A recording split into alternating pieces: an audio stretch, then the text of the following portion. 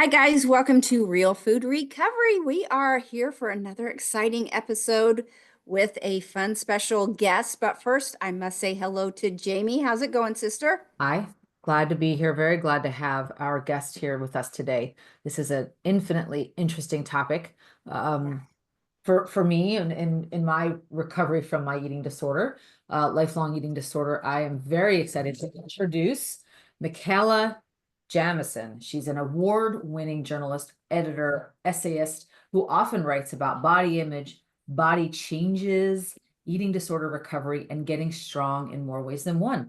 Her first book, The Forever Project, is due out in June of 2026. So very exciting. And her insights and expertise are often informed by her background as an American Council on Exercise certified fitness instructor. She's a USA powerlifting athlete and a recovering binge eater who lost about 70 pounds a decade ago. Mikala also publishes the best-selling Substack newsletter Body Type, which was selected as a Substack featured publication in 2022 and 23. Her other reporting won 2 NewsMedia Association Keystone Media Awards in 2015 in Pennsylvania. And her writing has appeared in The Atlantic, The Washington Post, The New York Times, The Cut, Slate, and many other publications. So I would love to hear how you got into this work, Mikala. Yeah. Thank you so much for having me. Excited to be here.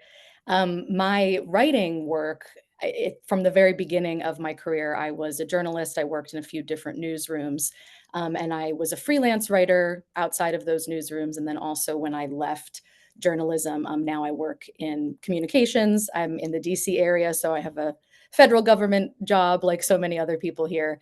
But I started writing my newsletter Body Type in 2021 because I really wanted to carve out a space to write about what I write there now, which is all of the things you mentioned: body changes, exercise, eating disorder recovery, and bring a personal tone to some of that. It's hard often to, land pitches to write essays like that in a lot of news publications. So I wanted to try to do that in my own space and also have, the room to work through a lot of this stuff in an ongoing way. Because for me, it's kind of connected to the working title of my book, The Forever Project. I see this very much as an ongoing thing. Recovery is, you have degrees of recovery that you kind of have to revisit over time. At least that's my experience. And so with new challenges and new life ups and downs, I'm always writing about kind of where I am in the realm of overall wellness in the newsletter. So that's what I wanted to do in this space, and it's been great. It's been a really amazing way to connect with a lot of other people interested in the topics that you two cover as well here. Oh, you're muted, Jamie. I love that. One of the things that I really feel strongly about, I've had an awakening of my own in my own recovery. And, like you mentioned, it's forever. I've been at this for 17 plus years, and it keeps evolving. Mhm. There was no, and I knew there was no finish line many years ago, but I didn't think that that the course would look so different. Right, The right. course changes constantly. Yeah. What you think you can expect, or what you think, oh, I've encountered this part of the course before. No. Yeah. No, you haven't. And I So think that's the case. I think that's the case whether you have issues with disordered eating behaviors in your past or not, even if you feel pretty good most of the time and have, food habits that are pretty stable over your life. So many things happen that might make you think differently about your body. You have a kid, yes, you get injured, you're aging, we're all aging. Like you always have to revisit kind of where you are with all of yes, this. absolutely. So I Don't think we got? Oh, one of the realizations that I've had is around, moving away from that terminology of food addiction, right? Mhm. Because it really is in what I've come to understand. It's truly in, there's labels like ultra processed food use disorder, which I think is a nice application around, processed food use. Mm. But for me, it is an eating disorder. It has always been an eating disorder, and I am reacting exactly the way that my body's designed to react to processed foods. However, that's all aside, right? The fact that I Mhm. use, and so many millions of people, especially women, use food to change their state to cope with life. is Mhm. the definition of disordered eating. So just like it's the definition of disordered drinking or there's so much connected to using something outside of ourselves, whether it's Mhm. food, sex, drugs, rock and roll, to feel better. That is the crux of the disorder. Yeah. So I love that you have found your way into really writing about this. I would love to dive into your Substack more. It's I good. I have not yet had a chance to look at it, but I'm very excited you're here, and I'm excited you're talking about this topic because I think it's important. Thank you. You guys had both mentioned about how there's no finish line. Don't Mhm. you guys, this is actually a question for both of you. Don't you think that that's a good thing? Would you want a finish line, or don't you think that is in everyone's benefit that there's just no finish line? Right. That's a great question. I think it's almost not so much that I think it's a good thing that there's no finish line. I think of it as realizing that this is an ongoing journey and project. Is it gives you a chance once you kind of adjust your mindset around, I have to finish, I have to be quote unquote recovered in this quote unquote perfect way. Once you move away from that and think of it as just this constant conversation you're having with your body about your values and about food and about movement, I've come to see that as a very positive thing and something I like doing. It deepens my experience with myself and just my experience of life. Mhm. Yeah, which goes into the fact that you put a big emphasis on you really want to focus, dial in on how you feel versus how you look. And I'm sure on day one that you weren't there. I Right. mean, most people, don't you think most people, the impetus to get started is because of how they look and they want to change that and fit in culturally and, feel good in their jeans and all that, because in our society there's just such a strong push for being thin no matter what. Yeah. I don't care what crazy wacky diet you're going to go on, what starvation, just eat boiled eggs only or celery, what. But that obviously you had a light bulb moment where something changed for you. Do you want to talk about how that came about? Sure. Yeah, I think that's very true for a lot of people, if not maybe most of us, that go on to any kind of, diet or exercise plan or any means of changing what our body looks like or even how our bodies feel. I I have written this before. I feel like looking back now, a decade on, I had to sort of walk through the door of, I just wanna lose weight. I just want to stop binge eating. I just want to not be fat anymore, frankly, because it was such a difficult existence, especially in the early and mid 2000s as a younger woman to have that experience. So I Sure. had to walk through that door, and sometimes it's troubling to think how many people only want to, lose weight at any cost, or that's their primary objective. I do think there are certainly like complications and harms that come with only having that in your view as your goal. Right. But if I hadn't started there, I wouldn't have then walked through the subsequent doors of, "Oh, wait, Amen. I don't wanna just be skinny. I like being strong. I like healing my relationship with food and feeling like I do have to eat." A big part of this, to answer your question, was getting into strength training for me. That was huge. To It connected me to my body in a very physical way, but also just the mental experience of learning about what I had to do in terms of eating and resting and recovery, not trying to starve myself all day, which is what made me binge later, of course. There you go. You go to the gym and you do a bunch of work and you come home and you're hungry, and, like, there was a different kind of hunger. There wasn't a It binge is. hunger. There was like, "Oh, I really need to have Yeah, deep. nutrients right now." Yeah. Yeah, exactly. That's right. That really helped. I think the impetus was more superficial, maybe, culturally driven mandate I had in my head, but sticking with it and learning a lot about what my values actually were once I had done it for long enough, that enabled me to realize, "Oh, I'm doing this for different reasons, Yeah. than I thought I had to do this for."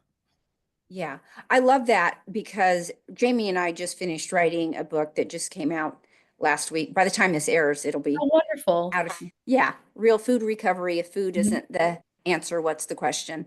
So in there, we talk about maybe maybe it was me talking about how I had tried every diet in the book, which most women have.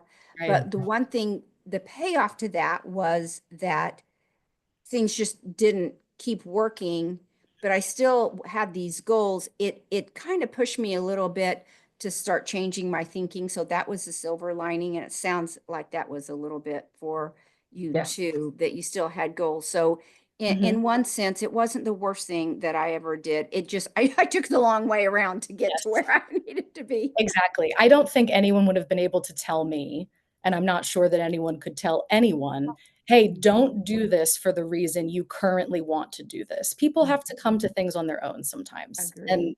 And I had to do it while going inward and learning and being really, really vulnerable about all of this and having a Yeah. true beginner's mindset to learn those lessons on my own. Because at first I was just too stuck in the gridlock of like, lose weight, get skinny. You don't want people to be mean to you anymore. You want to wear smaller pants, whatever. And I don't think you have to completely throw all of the body or beauty standards you have out the window entirely. I think that's a lot to ask of anyone in our culture. I agree. I But agree. the efforts you're making around what your new values are, I think can supersede all of the harms of maybe what your old ones were. Yeah. Well said. Well said. You mentioned, I think something that's very important that we talk about, I talk about with everyone that I coach, we talk about with our members all the time. When we have folks coming to us saying, I'm binging, or Mhm. I've gotten through my whole day and I just kick over the table at night and I just eat all the things. Right. I know it well. Yeah. The first, in the beginning of my journey, I used to think that there was something wrong with me, that I didn't have willpower. I wasn't doing it right. And then I started to realize it was because I was maybe overfed and undernourished. Mhm. And all my body was doing by having me kick over the table at 7 o'clock at night Mhm. was trying to get its nutrient needs Yeah. met. Yeah. Can you talk about your journey into nutrient density and truly nourishing yourself with the right nutrients? How did you find that path for yourself? Yeah.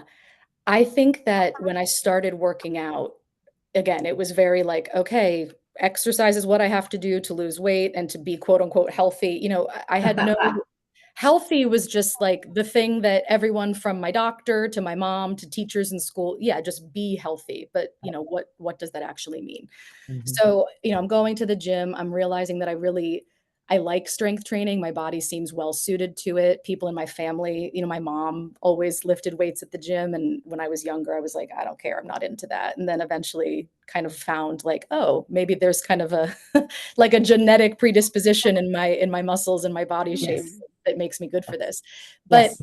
I I really felt like I sort of became a student of all of this in the sense that I was looking at YouTube videos, I was reading books, I was trying, what's a macronutrient? What's protein for? I mean, right now in 2025, we're protein crazy. Everybody's talking about protein. I know. But Yes. I really I felt like I wanted to really understand the world of not just the kind of movement that I was doing, but the kind of food that would that would fuel it and also help me out of my binge eating. Yes. Mostly because I was very anxious about embarking on this project of going into a gym, in 2009. It was mostly men in there. I was very scared. I was very afraid of looking dumb or getting hurt or doing something wrong. So I almost think it was a little bit of anxiety about like, let me feel like I can be kind of an expert in this before I even really start. And that kind of deepened how seriously I took it. Like I really wanted to understand what I was doing, and that made me feel kind of more invested in the entire process.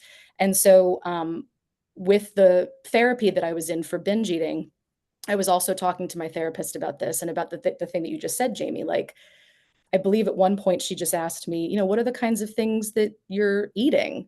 And it was always like, I'm starving at 8 p.m. and I'm eating, a sleeve of saltines or something, like something Right. that has no nutrients in it. Right.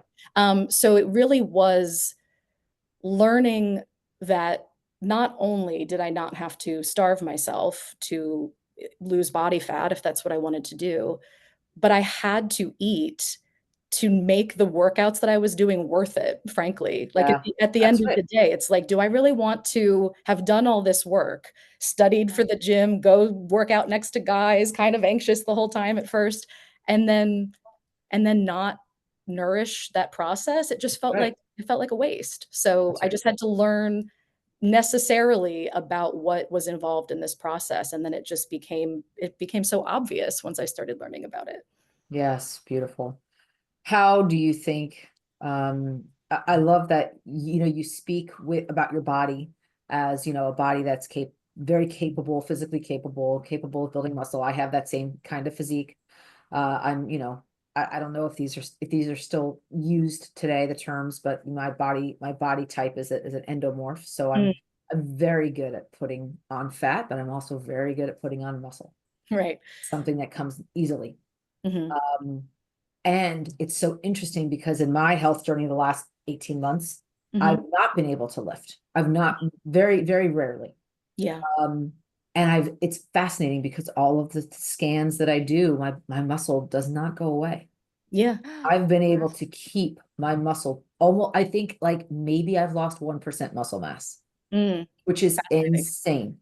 There's So, there's a lot of writing about like the muscle that you build, you do hold on to that. Like you have a foundation. I mean, we all have muscles. We all have a degree of musculature. yes. It's very, very difficult to actually like break down your Well, muscle. unless you're doing something exogenous that can cause catabolism, and then you will Sure. lose muscle, right? Sure. So And if you're constantly dieting and then exactly. right. So, but if I take a month off from lifting or whatever, yeah, that first day back is going to be like the barbell's the heaviest it's ever been. But I Right. have not actually lost the foundation of muscle that I have on my No, body. as long as you're not using exogenous things that's essentially create a starvation mode in your body. Exactly. Yes. Correct. And you're obviously not. Right. But I think it's important for folks to understand that if you're not nourishing your Hmm. body will use whatever Yes. it needs to use to keep the lights on. Right. So Exactly. So you still eating and nourishing yourself means you have not lost all of that yes. muscle that maybe you thought you would, or yeah. And it's beautiful that you have embraced that. You looked at not what you couldn't do, you looked at what you could do. And Hmm. you looked at, okay, not only can I lift because it's something that's maybe in my genetics, I'm predisposed to, I've seen it growing up, I've seen it in other family members who modeled it for me. So let me go ahead and apply this. And then in maybe it was from a place of intimidation or a little anxiety at first, which I totally share and Yeah. understand. Yeah. Right. When I walked in 2008 to the gym and I was petrified. Right. Um, and you educated yourself, you nourished Hmm. your brain of what you needed to do. And how has that, how has that process of leaning into educating yourself and that growth mindset you talked about, Hmm. how has that growth mindset, and really that beginner's mindset served you in this your transformation as far as the physical side of your recovery? Yeah. So much of my experience with getting into exercise in general and strength training specifically, I think helped me develop all of these, properties of my personality that extend beyond the exercise space. I was nurturing my sense of curiosity. I was becoming more comfortable with like failure. Sometimes you fail in the gym, Yeah. sometimes you try to fail in the gym. You work to Yeah, failure. exactly. You work to That's fail. Yeah. that's a principle that when I learned about it, I was like, "Oh, wow, that's a thing that actually can be good." The It's a way thing. of training. Yeah. Um, and so I feel, what I'm writing about in the book is all of these ways that exercise helps you cultivate, these personality traits and these values that don't only apply to exercise. They apply to other parts of your life as well. It's made me more confident as a person, as a woman in the world. It's made me more, self-reflective.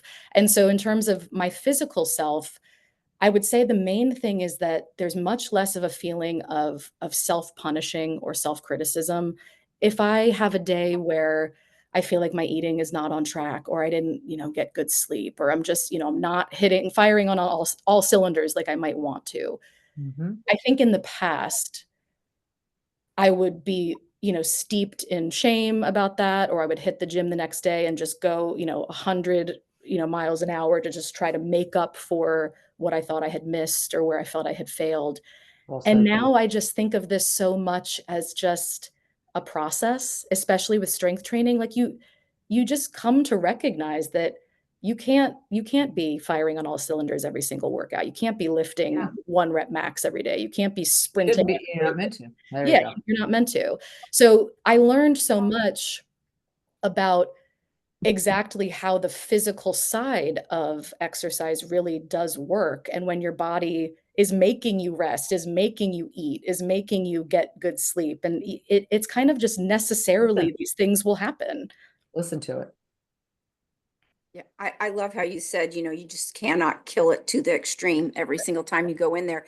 I'm 61 and I've, over the last maybe decade and a half, I've learned that when I do that, it's just an injury waiting to happen. Of And then you're course, sidelined for 6 months. And so I have learned that happy medium to where and I look forward to going back more. It's just more sustainable. yeah. And Right. so now at the age I am, I'm looking for sustainability for long-term longevity for me, Mhm, keeping myself healthy. And I love how I've never heard that phrase before, but you said, I nourished the process.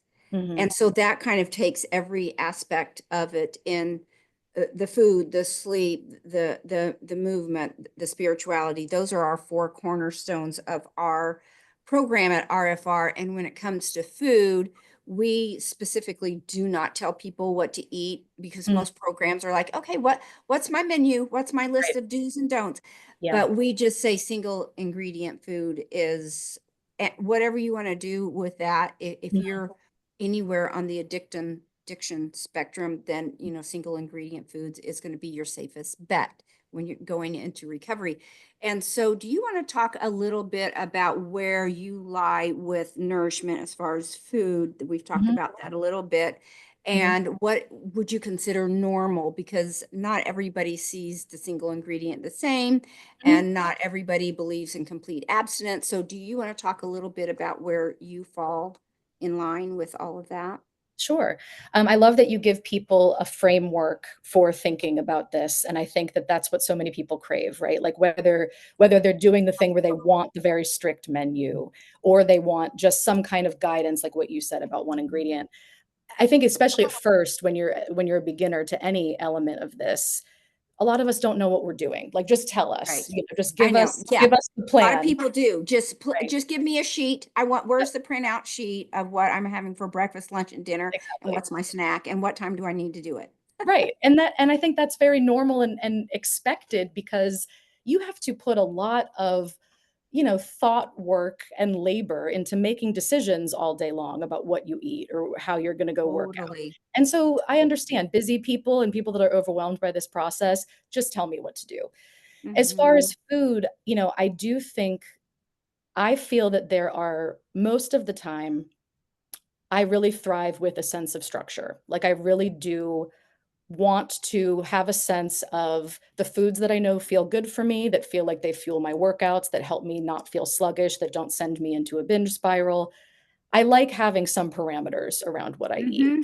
To me, Hmm. that feels incredibly different from the restriction that I dabbled in, for so many years of my life that drove my binge eating disorder. I definitely feel infinitely better when I eat whole foods, quote unquote clean foods. I know these are loaded terms, but for me Oh, they are. it's very simple. It's very like the simplest foods that like we all kind of know, macronutrients, vitamins, minerals come from the earth, come from the animals. They just feel the best to me. They just Yeah. do. I can feel very clearly how my body moves, how I sleep, how my stomach feels, all of it when I eat that way versus when I eat a Mhm. lot of the stuff that I used to eat when I binged. I Yeah. feel for me, and I'm sure this is very, very specific to each person, I am always thinking of what balance does look like for me. And if I ever feel like I'm edging into what feels like a restrictive framework, there's just something inside. There's that kind of lifelong disordered eating, part inside of me that really struggles against that. So for me, something that I've found that's really helpful is certainly not trying to never have a meal out or a junky snack every now and then, but it really is a matter of context for me. I like to think of those things as occasions to go enjoy something where I feel very calm about that experience. Like Yes, if I want to go out for ice cream, my husband and I, let's go for a walk, let's enjoy the summer that's right. day, let's go get That's ice right. cream. That's right. Versus I Beautiful. buy the pint of ice cream in the house and then it's there and And, or eat it in the car on the way home from the store. exactly, exactly. Beautiful. Well said. Yes. So I feel I am not someone who feels served by stay away from this as much as possible, but I am someone who feels served by look forward to foods as a means of enjoyment, and that is very far away from what binge eating was. It's like you said, Jamie, on the car, you know, secretly in the kitchen at night, in the car on the way. It was always like this, you know, nasty Right. little ritual of doing it like I was committing a crime or something. Yep. Now going out for a meal and saying, hey, let the pasta flow or whatever, like that feels good to me in the correct context. Well, and I think you mentioned something in the correct, the correct context of where you are in Yes. your heart, in your spiritual practice, in your life, in your mindset, all of those things. Yeah, absolutely. And I think everyone has to figure that out for themselves a little bit. And it takes a lot of experimentation. Totally. Totally. Because let's circle back around to what you said in the beginning. For people who are just starting out, Mhm. that for me, just starting out like that first year sugar-free, the last thing that I could possibly do is to go have an enjoyable evening with my husband to get an ice cream, because you know what I'd be thinking about? Yeah, Can we stop at another place on the right. way home? But that just wasn't for me in the beginning. And Mhm. guardrails were just so comforting. I felt so safe. And so where Jamie is, she is much more evolved. She's had more experience than I am. I may be there someday, but for right now, I'm like 4 years sugar free. I Mm, don't, I'm not curious about even testing it right now because I feel so calm and I don't mm, want to upset the apple cart, pun intended. right. So I love that you're bringing out the one thing that Jamie and I really talk about. It depends on where you are on your journey. And what's your goal? Is your goal to do that every once in a while, or do you feel better with not doing it? And we have really learned we don't tell people what to do as far as what to eat or what their expectations are or what their goals are.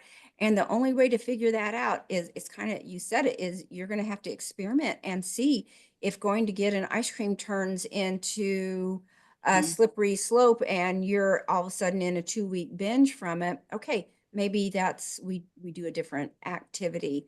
right. So I just love this discussion point so much, and I think Jamie and I have really grown in our philosophy around that too, and been a little more open to discussing about how some people may be able to do that. And we've Mhm. had guests on that have said, total restriction may be not only too much, but just not possible for some people. So do you want to talk a little bit about that connection with uh, restriction and binging and your philosophy around that? We've touched on Yeah. it a little bit, but Mhm. I talk about think when I think about my own experience with binging and restricting, like I mentioned before, at first, when I was first kind of reflecting on like where does this come from? Like why do I engage with food this way? And when I was talking to therapists about this, Mhm. I mean, so much of it, of course, was the emotional component of just how it felt to live in the body that I did at the time and how people treated me. And Jamie, you mentioned the word coping earlier, and I think about that a lot. Like, eating disorders are a means of coping with Right. your environment. And, That's right. I was very confused by so many things at this time when my binge eating disorder was starting. But for me, binging felt like, I mean, it wasn't working, but it felt like a means of coping with I'm literally hungry because I've been basically starving all day. I need those nutrients, as you mentioned. But it also felt like just comfort and soothing, which again, when the binge was Oh over, yeah. it certainly didn't feel that way. But it was like at that time, I did not know how to engage in a therapy setting to talk about any of these things that I was going Yeah. through. Yep. When I was a teenager, I wasn't setting off on some kind of like, binge drinking or drug use path. Food was a means of coping that, I mean, it's torturous when you think about it. It's there, you have to eat it.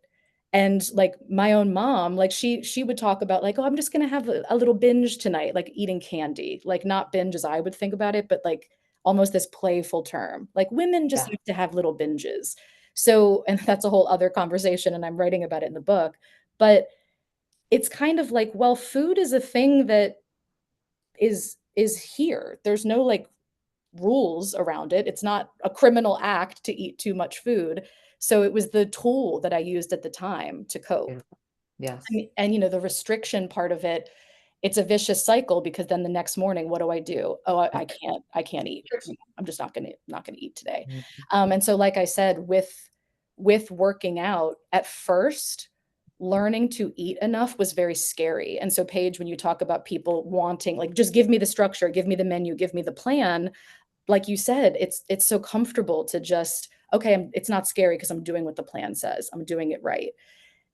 At first it was very hard to eat enough. And part of the education was learning about calories and learning that, well, let's see, if I've starved all day and then I binge at night, I could end up eating thousands of calories in a day. And then if I'm not binging, but I am eating all day, I'm eating far fewer calories, but I actually feel nourished. Like Exactly. that calculation, which is so obvious to me now, was very surprising in those Yeah. early days. Yeah. Yeah. And you know how we were talking about going to the gym and not killing yourself Mhm. every day and talking about sustainability and wanting to get up the next day and go back. It's the same way with eating. If you're in this constant binge restrict cycle, Mhm. that's not sustainable either long term. That's not an enjoyable life. Jamie was talking about balance earlier. That ain't balance and just and nobody wants to live that way. So we're looking for sustainable ways for people that want to get up and do the Right. day over again. Yeah. So, I write it all the time in my newsletter, the concept of things that are sane, safe, and sustainable. oh, So I like that.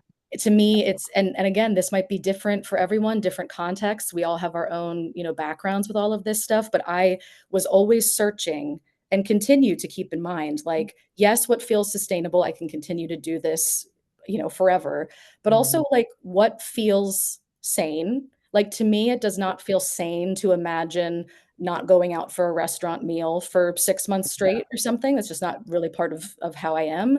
And then also safe, like that's the education part. Like it is unsafe to not eat enough. It is unsafe to try to overtrain every single day. So I at a love that. time when I think a lot of people are, very confused as ever about how to get into exercise, how to lose weight. Do I diet? Do I take Ozempic? Why do I want to be skinny? I mean, we're all always Yeah. thinking about so much So of much this noise. stuff all the time, so much noise. I think of those three concepts as kind of like a touchstone. Like how do you find what keeps you from spiraling out, over depriving yourself, having a fraught relationship with food? Like those three ideals are the ones that I keep like really close to my vest now. Yeah, I love that. I think that's really important. It's so important what you said, sane, state, safe, and sustainable. That is, Mhm. those are words that have come to me in the last few years of my recovery. They're touchstone words, touchstone themes for me in every way. When I have stepped outside of those guardrails, so to speak, or those Yep. those mindsets, it always ends in for me taking a backslide. Right. It's not the end of the world, but it ends in a backslide. Yeah. And a backslide might look like struggling with food again. It might look like for me, one of the backslides that was an outcome of my extremely restrictive diet that I Mhm. thought was super healthy, but ended up making me very sick. Right. In combination with a bunch of other things, environmental and activity wise. But it was something that I thought was safe and sustainable, Mhm. but it was not in the context that I was in. Right. My body was not able to sustain what it needed to have to Right. function well. Yeah. And I think that's so interesting. Like you said, life throws people curveballs or planned events like Mhm. having babies or the process of aging. but I think it's important to remain open to the feedback your body's giving you, and knowing that it will change and your needs will change as you age, especially for women. My needs changed, even in my physical needs changed as I aged. I went from hit training and weightlifting several times a week to now more gentle things are the way I need to go. Right. And that feels right for my body. But my body spent a lot of years telling me gentle. I didn't listen. Right. I And didn't listen. it's hard. It's, when people say listen to your body, I think about that a lot because, that's an ideal and like noble goal and effort. But a lot of us, Don't know how. how are we going to hear it, That's through right. the fog of cultural and societal messages or fatigue or starvation or overtrade? Like there's a lot of ways that you can't hear it because you're not giving yourself the space to hear it. Absolutely. And one of the things that I love that you said was, also that connection to body. One of the things I know for so many folks that are under eating, which is very common. I didn't struggle with that, but so many millions of women do. Yeah. I struggled on the other side of the spectrum, but so many women undereat and they're petrified of eating. They're petrified of eating the right amount for their body. So to say to them, listen to your body, you'll have folks that will eat 1,200 calories and say, well, I'm listening to my body. Right. So, I think the question that I have is, where does, in your experience, the body's wisdom begin to get louder and Yeah. get stronger? At what point in your recovery journey did you notice that you were finally able, and I'm noticing that finally, where I'm able to stay in tune with my body. My body is very loud and clear, telling me what I need to eat, when I need to eat it, how I need to move, when I need to stop moving. It's amazing. Yeah. And it took me, I know for me, it took me to finally get there from a place of surrendering and totally giving up and saying, I can't do any of this anymore. I have no freaking clue Right. how to care for this body that I thought I did. I need help. Yeah. And when that was a spiritual surrender, by the way. It was not like I'm going to surrender and go to a human for help, because Right. for me, the idea of another human telling me what to eat and how much, Yeah. absurd. Yeah. And I feel like for me, a huge part of binge eating disorder was this sense of alienation and dissociation from my own body. Yes. And so if someone else was the one dictating how to bridge that gap between like the me inside or the me in my brain and my physical self, I believe these things are one and the same, but they feel very far apart for very various reasons. No one, and this is what's scary, but I think can also be beautiful when you kind of start to get it. No one else can tell you how to do any of this. Like you have to Very well. Very true. go on the forever journey of figuring it out for yourself. And when you ask like, how does that happen? The closest thing that I have found to making that happen is to just really interrogate my own values about what I want to do with food, movement, how my body looks, all of it. And so that is a practice. I mean, it sounds like a lot of work, but it's very good work, I feel.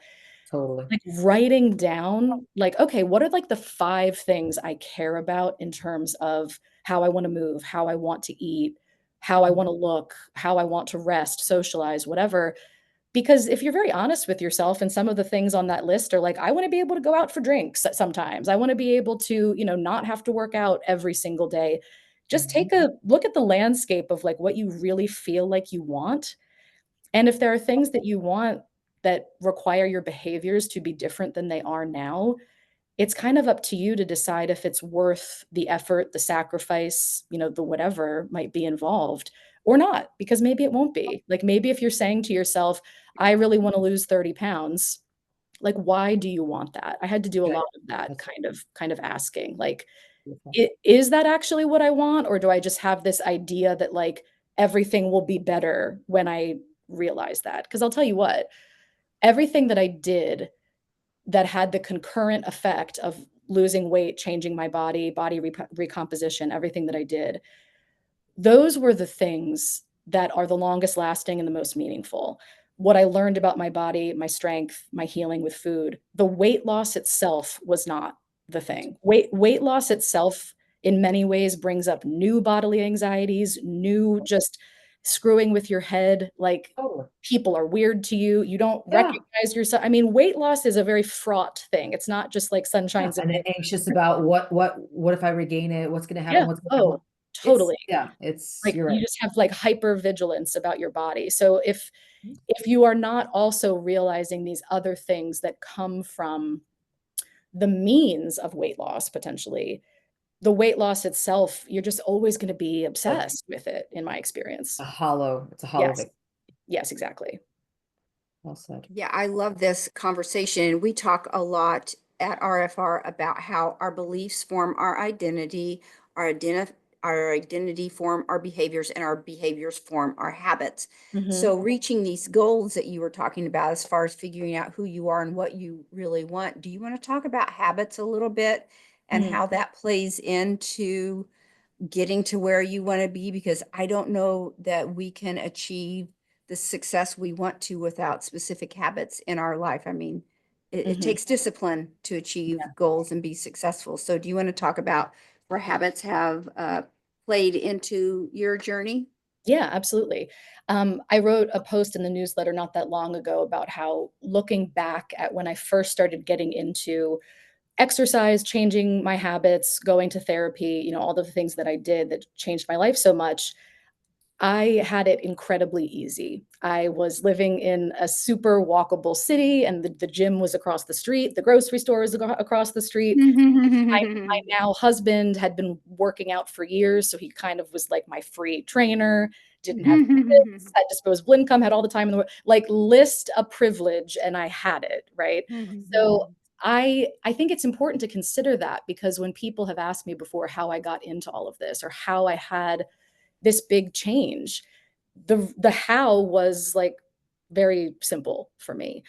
I don't think that that means that anyone has to have all of those factors in play to change their habits, but I do think you have to be very clear about what are the obstacles in front of you and whether they are reasons or excuses. I think we all have both. I think sometimes people are like, "Oh, I can't work out, I can't do this, I can't do that," because like we're just being lazy. I've been lazy. I was lazy yesterday. Like we're only human, right? But Exactly. some of it is reasons, like you can't work out every day because you have 3 jobs and 3 kids and all of the things that stand in the way of creating a sustainable routine sometimes.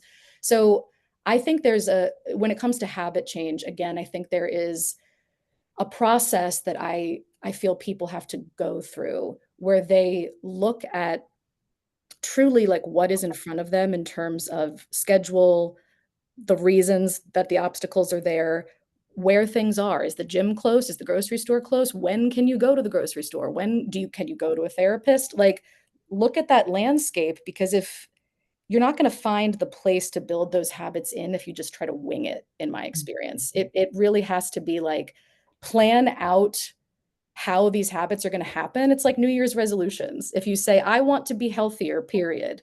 Okay, Yeah. but what are the Yeah. What does specifics? that mean? Yeah. Yeah, what are the specific time-bound goals? And usually they're incremental. Like that's where people get frustrated, I think. I'm gonna start, and in a month, everything's gonna be different. Ah, I mean, it's not. We all know that's it's not, but sometimes we fool ourselves. So I think when it comes to habits, and again, this speaks to the whole forever project aspect of this, I have to look at habit change. I have to renegotiate, Mhm. how I set up my habits all the time. Like in the past year, you all just went through this, writing the book on top of having a full-time job. Oh my God, my schedule looked entirely different. My energy levels were entirely different. Everything was different. So again, aging, having a kid, having an injury, all of those curveballs, or whether they're difficult or joyful things that happen, that requires some renegotiation about like what's happening in the schedule and when can I make those habits stick. And I think if you do look at that landscape and find like, all right, well, right now, Saturday morning is the only time I feel like I have an hour, then just go on Saturday morning. Just Right. start Yeah. doing that. Like, it's so hard not to go full tilt out of the gate. Mhm. But I think if you just do the realistic, interrogation of when you can do it, once you get going, this is only my experience, the motivational returns just keep you going. They really do. If you have some And patience. I was going to ask you that because you mentioned, like, for example, yesterday was a lazy day. What does keep you motivated to keep going long term? Because I Yeah. love that you said people are often full tilt. I'm going to start a diet and they are Mhm. on it for a week. Yeah. And Yeah. then usually that's it. But so what keeps you motivated for long term sticking to your habits and your goals with food, sleep, Mhm. exercise, all those things? Yeah. I try to be really good about writing down how I feel, whether it's throughout the week or just every day if I can hack it, because it's very easy to see like where those dips are. And sometimes I lose sight if I'm really busy or really overwhelmed of how good I feel when I am sticking to those habits. And that's kind of a like squishy, nebulous thing, maybe. And I feel like I only really recognized that once I had been doing all of this work and having all of these habits for so long. But there is just nothing like the feeling of I've been nourishing myself, I've been resting, I've been moving, I've been caring for myself. And I think that no matter what anyone is doing, you don't have to work out like me or you or anybody else. You don't have to eat a certain way. I don't think, I think it all comes down to if you are caring for yourself in whatever way feels true to you, doing that every day, even if it's incremental, even if it's not perfect, even if it's only a little bit, you're kind of giving yourself a reminder that you care about yourself every day. Yeah. And I think that's enough to just remind yourself that you are someone who is worth taking care of. Because back in the binge eating days, I didn't feel that way. I was just this brain in a jar with a body I never thought about and didn't want to That's care right. about, Yep. Dead from the neck down. That's right. Right. So I think that as much as I love to go have a full tilt, amazing workout day and cook the most, nutrient dense, amazing meal in the world and get 8.5 hours of sleep or whatever, on the days I can't do it, I still feel like just sticking to doing something good for myself in the physical realm every day is just enough of a little reminder that when you do this, you feel better, so you better not skip it. It almost feels automatic at this point, and that's hard to believe when you're not doing it yet, and sometimes I wanna shout that from the mountains, like, "I promise you'll get there, like, if you just Mhm. have some patience." Our culture's not set up for patience, everything's a quick fix, Sure everything's is. a 6-week diet, everything's a 10-week challenge at the gym, and then you're cured forever. I mean, that's not how any of it works, Right. unfortunately. Yeah. No, no. Yeah. Jamie Well, and I talk a lot about we do what we do for how we feel after. And Mhm. nobody ever wants to get up out of the warm sheets and Of and course. go to the gym in the morning. But yeah, it's focusing on how you feel after. Right. Self-talk, a lot of self-talk. Yeah, I, it is. I think it's important, one of the themes that, this idea of habits. Mhm. I don't know that it's, yes, a habit, that phrase, that word is valuable for Mhm. sure. But I think that habits are really an outcome of aligning to your values. Yes, exactly. I think when you're Exactly. choosing to align to your values, that's when the habits form. Yeah, Um, incredibly sad, yes. and when you're choosing maybe to not align to your values, those habits form, which is why I think it can get so, you feel so incongruent, right? When you're Mhm. not aligning to your values, and Right.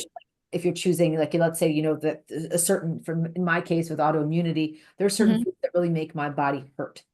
And Mhm. if I chose those foods, okay, I'm out of alignment with my value Yep. of self-care. So Yeah. what's going on? What part of me do I feel like I need to punish? What Mhm. part of me do I feel like I don't want to honor? Like, Right. there's something out of alignment in my Exactly. values that are causing me again and again and again to choose to eat a food that makes my body hurt. Yeah. So Yeah. again, I think I like the idea, again, of helicoptering up a level outside of Mhm. habits, because people can get so down on themselves. Oh, my habits have changed, or oh, I'm not choosing those habits. Why? Yeah. What's Who what's who underneath is it that? that you are? I mean, I outside of the, physical space, I believe myself to be a pretty dedicated person. I work hard on stuff. I'm like a goal setter and then like a relentless, like get after it kind of person, even if it flops a little bit. I like trying to do things. And so if I'm trying to be dedicated to my movement practice, and then I sleep in too many days. I like let it all go out the window. So I have that psychic stress because I'm not acting the way that like I actually am. exactly. And Yeah. that I think is the stress. And then that stress, that self recrimination, that self condemnation, that Mhm. sends us to the food. And we think it's the Yes. food that's keeping us from the goal. It's not. It's an incongruency of the feeling Right. going against our true value, our what we truly want. Yes. Yeah. And that's the feelings that sends us to the food. That's what we're eating over. It's not the habit. Yeah, exactly. Brilliantly said. It really all does come back to who you are and what you want and what you value, and that takes a lot more work than just following some random plan you found on the internet. Yeah. Yeah. And I just want to say one last thing. I know we've got to close here, but Mikala, I am pretty sure that you are my recovery spirit animal. Oh, Pretty sure. that's so wonderful Like, to hear. I'm gonna call you and just talk to you about your life goals and dreams Please someday. do. Anytime you want to. This has been a tremendous conversation. I'm sure we could talk for 3 hours. Well, I would love to have you back. You are our second. We've had many guests, but you are the second of our guests that I have felt like, oh, this is going to be more than one date. Oh, thank you so much. I would like to have I will you come back. back anytime. Thank you. And I think it's important for folks to understand that, if they're feeling called to drastic measures, if they're feeling called to drastic changes that they know in their heart, like let's say it's a short-term thing. I'm just going to do it for a little bit and then I'll get back on track, or I'm going to do it and get to a certain point and then whatever that is, whether it's a food plan, a diet, an exogenous drug, a supplement, an injection, whatever it is, look at why you're seeking those quick fixes. If it's outside of a true medical intervention, if you're seeking those quick fixes outside of a true medical save your life intervention, how can you align to your values? How can you align to your true, what's truly congruent for your soul? And then I think you'll find things are sustainable, they're safe, and they're sane, which is a beautiful way to finish and close this interview. Mikala Jamison, thank you. Thank you all This so has much. been wonderful. We feel like we've got a new friend. You are Yes. a gem. Yes. Oh, I So appreciate it. thank you. Thank And if you you. want to find out more about us, you can find us at Real Food Recovery for You. That's the number 4 and the letter U, and we hope to see you there. Thanks, guys. Bye-bye.